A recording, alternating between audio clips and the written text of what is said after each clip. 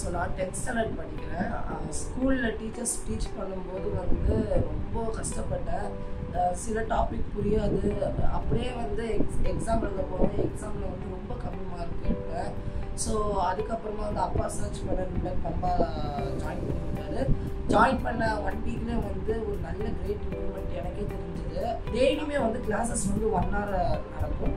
அந்த கிளாஸ் முடிஞ்சு ஒரு 10 minutes வந்து கிளாஸ் டெஸ்ட்டுன்னு ஒன்று அசைன் பண்ணுவாங்க. அந்த கிளாஸ் முழுவதும் வந்து வார்டு என்ன அண்டர்ஸ்டாண்ட் பண்ணியிருக்காங்களோ அந்த கிளாஸ் டெஸ்ட்டில் வந்து அவங்க ப்ரெசென்ட் பண்ணுவாங்க. அது மூலயமா வந்து மென்டர்ஸ் வந்து புரிஞ்சுப்பாங்க. மாதத்துக்கு ஒரு வாட்டி வந்து மந்த்லி டெஸ்ட் வந்து நடக்கும். அதுக்கப்புறமா ரிவிஷன் டெஸ்ட் நடக்கும். அதுலேயும் வந்து அந்த ஹோல் மந்த் ஃபுல்லாகவே என்ன டீச் பண்ணாங்களோ அதை நாங்கள் திருப்பி ப்ரெசென்ட் பண்ணோம். அதில் வந்து எந்த டிஸ்அட்வான்டேஜுமே கிடையாது. நீங்கள் நினைக்கலாம், சரி இந்த 1 மணி நேரத்தில் என் பையன் வந்து வேறு சப்ஜெக்ட் படிக்கலாமே, அதில் சேர்த்து விட்டு பாருங்கள். ஒரு டிஸ்அட்வான்டேஜுமே கிடையாது, எல்லாமே அட்வான்டேஜ்.